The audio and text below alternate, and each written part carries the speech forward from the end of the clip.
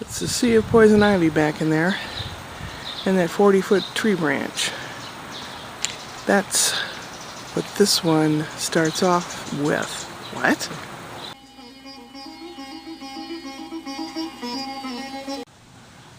That yard is always full of weeds and trash and all kinds of crap. And in the corner they have a little cage. There's a dog in there all the time. There used to be 2 dogs in there, big dogs, big pit bull. Over there where the guy was leaning over the fence to cut my apple tree, which is that right here. I think he's the one that called. I think he's the one that did it. I've been having a rash of really crappy luck lately. Really crappy luck. And yesterday I received a letter from the county telling me that there are tree branches and weeds in my yard that I need to take care of and get rid of by the 28th, which gave me 8 days to do it.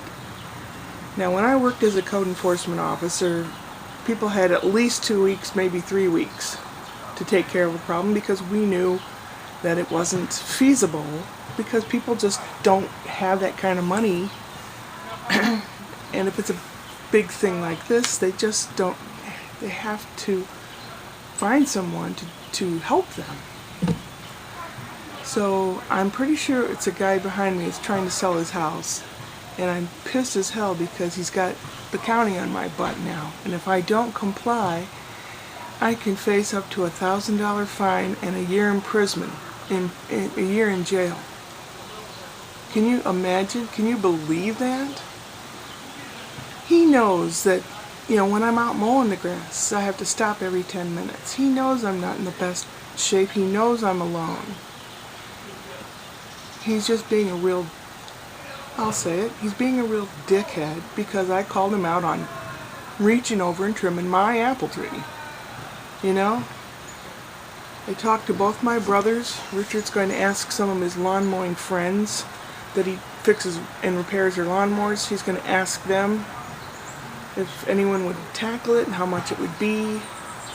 I talked to David this morning from Georgia and we talked about a few things like that. I told him what the situation was and he mentioned that there might be a car in my future because the little old lady has a car that she kept in good shape but it probably needs a few things to pass inspection. I said, what year is it? And he says, I don't know. I could find out. He says, why would you look a gift horse in the mouth? Well, it's a Honda Pilot, and they get really piss poor mileage. I was wanting to get something with really good mileage so that I could drive and visit the kids sometime or something. Or go in neat places and take you with me. Anyone that's my YouTube family of friends and on Facebook has seen some very upset bits and pieces lately due to this guy. I know his name, I know his phone number. The internet has wonderful ways of finding things out. I have something in mind for him, but I'm not going to tell you, because then it would sound like I admitted to it if it happens. I was so upset I couldn't sleep. I didn't sleep all night. I was up all night, and then at like 5:30 it started getting light again. So I thought, well, I'll wait till the county office is open, then I'll call the guy. When do they open? 8 o'clock. I thought, oh man, it's like 3 hours. So I waited, and at 8:05 I called the county, and a young lady answers the phone, and she says, oh, well, let me give you his direct number. She gave me his direct number, and she said, he shall be at his desk until 8:30, and that's when they all go out from their desk. So I thought, okay, thank you. So I called the guy at 5-minute increments, 8:05, 8:10, 8:15, 8:20, never answered. I didn't want to leave a voicemail, I wanted to talk to the dude. Then I thought, well, maybe if I can't get him now, I'll go over to the place when they come back in the evening, and I'll want to talk to him in person. But I fell asleep. Since I didn't sleep all night, and I was all upset about it, and I talked to David at 8:25 this morning, and then I thought, I'll try this dude later. So I went and I had to lie down, and I got up about, let's see, when did I get to sleep? About 10 in the morning is when I got to sleep, and I woke up at 5:30, just a few minutes ago.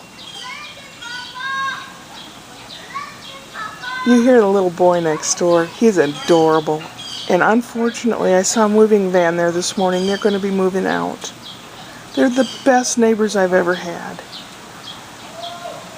They're respectful.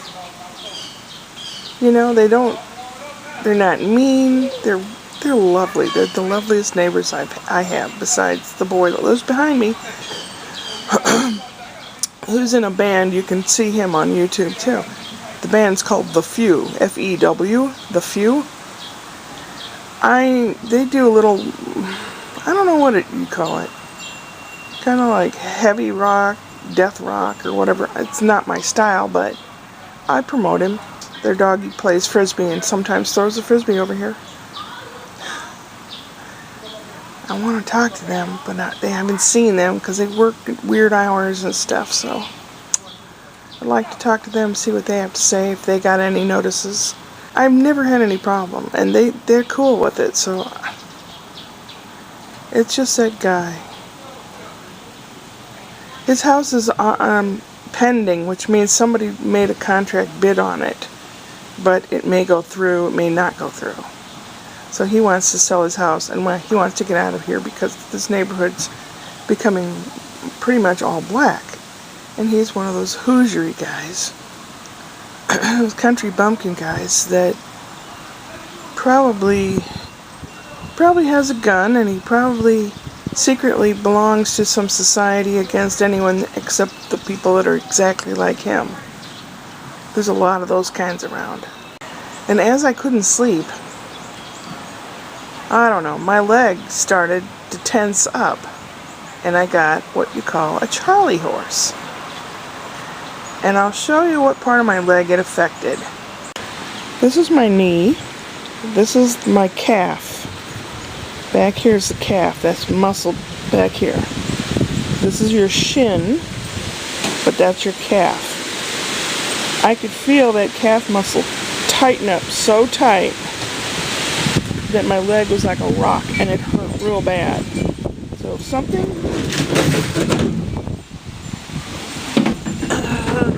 Oh, the wind's picking up.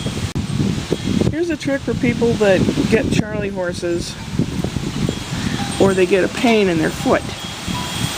If the pain is on the back of your leg or the bottom of your foot, bend your foot up, this way. If the pain's in the front or on the top of your foot, bend it that way. It's like the opposite of where the pain's coming from.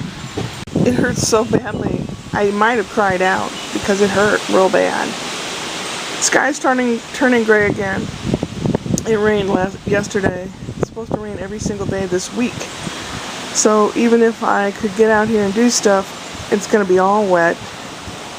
It's just going to make it more difficult if I have to have anyone come out and do this weed stuff.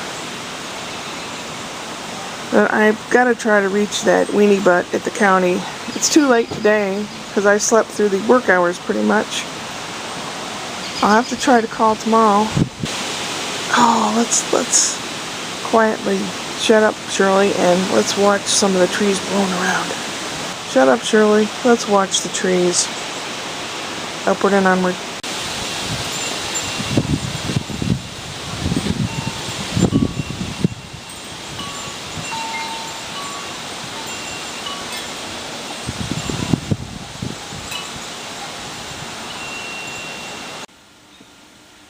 It's raining.